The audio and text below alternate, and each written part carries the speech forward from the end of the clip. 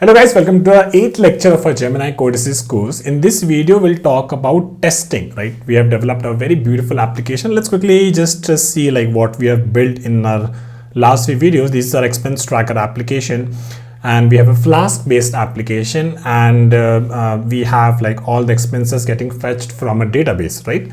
And we can basically add more expenses if we want. This opens up a new form, and then we can also edit an expense or delete an expense. Okay, so now what we want to do, we actually want to write some test for this application. So in this video, I'm going to talk about first the importance of testing, and then what we'll do, we'll try to generate some unit test cases for using Gemini Codices CLI. Okay, so let's talk about why is testing so many important, right? Whenever you do some kind of refactoring, or whenever you're trying to add a new feature, or even a small bug fix, whenever you do these kind of things, it's generally required to write test cases if you're working for a company or a big company or a small company as well.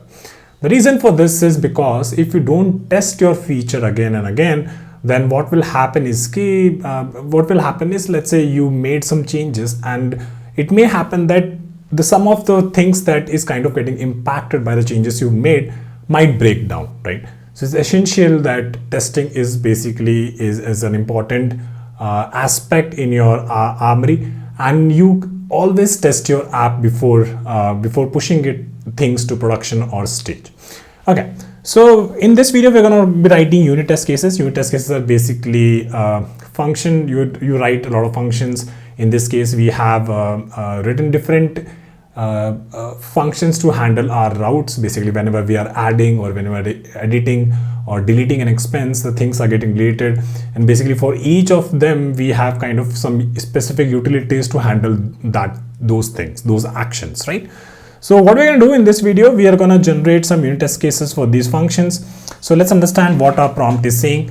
Now let's write some PyTest unit tests. PyTest is actually a very important library in Python to write unit test cases. To ensure the expense tracker's core features are reliable, please verify that the main CRUD functionality is working correctly.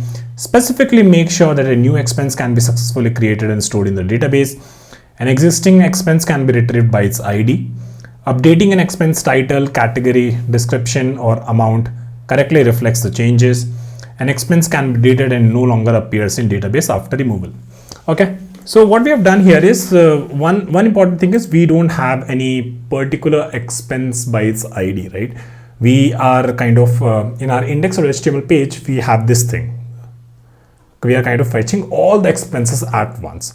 So what we'll say, we will not write this line in our unit test. It's okay.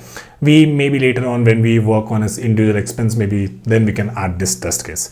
So let me copy this prompt and go back to our code editor, and let's start with our Gemini. And yes, we are good. Let's paste this prompt and let's press enter. One more thing is this PyTest is actually a library, so we need to make sure this library is actually installed before we can generate test cases. So I'm guessing the Gemini will help us in doing that as well. So let me press enter here, and let's see what Gemini does for us. Okay, so here you can see that after creating the file teststep.py, Gemini is also checking for us that PyTest is it available in requirements.txt file or not, because this is where we are defining all the packages for our application. Okay, so yes, Gemini is asking now that it has returned PyTest isn't in requirements.txt. I'll add it and install. So let me say yes, allow once, and it has returned to the requirements.txt file. Yes, PyTest is now there. It wants to install this or this package. So let me say yes. Here, let me say yes. Let's install this PyTest package. See how interestingly Gemini is kind of being able to figure out that it has to analyze all the files to understand what tests it has to write. Then it is seeing that hey, this package has to be installed, so it is kind of figuring out that I have to install this package in requirements.txt, and then it has installed that package, right? Added the text in requirements.txt, installed that package, and now it's saying that hey, let's do this execution of PyTest. So I'm gonna say yes, let's execute the test. And we have some error during collection. So Okay, let's see if Gemini can figure out the error for us or not. Okay, so after running the test cases, we can see that Gemini is saying test pass, confirming CRUD functionality. I fixed date storage and all those things, and CRUD operations are verified, request complete. And let's quickly see the file that it has generated for us.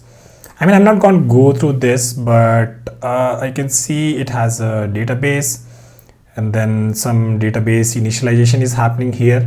This is the first thing. And then we have a test for creating a new expense, right? Then it has a lot of check around the status code. It is yeah,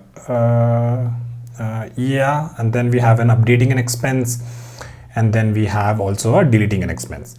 Okay, so this looks all right to me. I can try and debug more on this, but I'll leave it up to you to, if you want to understand more about the code. The way you can do this is, let's say you copy this file and then you get this icon. You could click on this icon and then you ask Gemini to explain me this, right? So this is how you can work through this step by step with Gemini CLI to work on the macro task for you. And then for each file and all, you can work with your this Gemini code extension, or maybe this smart context menu item to explain more about this code and or do other things as well. Okay, so that is it for this video, guys. We have been able to now generate a beautiful UI. We have been able to generate a beautiful UI from Dribble, and we have a very good application, complete full stack application, front end, back end, database, and we have been also able to write some unit test cases for that. So that's it for this video. In the next video, we'll ask Gemini to work for a version control system for the app that we've built so far, so that we can push changes to our GitHub repository as well. Okay, so I'll see you in the next video. That's it for this one. Bye.